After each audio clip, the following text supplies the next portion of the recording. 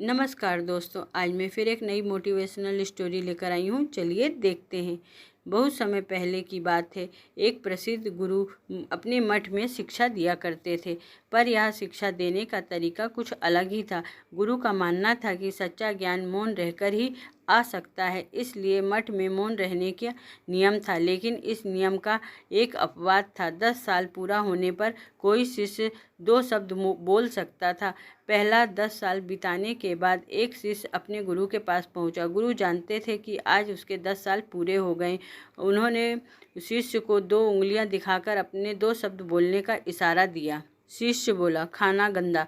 गुरु ने हाँ में सर हिला दिया। इसी तरह 10 साल बीत गए और एक बार फिर शिष्य गुरु के समक्ष अपने 2 शब्द कहने पहुंचा, बिस्तर कठोर। शिष्य बोला। गुरु ने एक बार फिर हाँ में सर हिला दिया। करते करते 10 साल बीत गए और इस बार शिष्य गुरु के मठ छोड़कर जाने की आज्ञा लेने के लिए उपस्थित हुआ और बोला, नहीं होगा।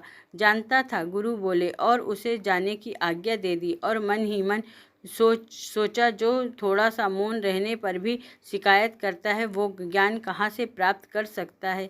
यह कहानी वास्तव में प्रेरणादायक है। इसे हमें सीखने को मिलता है कि सच्चा ज्ञान अकेले शब्दों में नहीं बल्कि अनुभव और समय के साथ आता है। अगर आपको यह कहानी मेरी अच्छी लगी हो तो मेरे चैनल को सब्सक्राइब करिए, लाइक करिए, कमेंट्स करिए। धन्यवाद।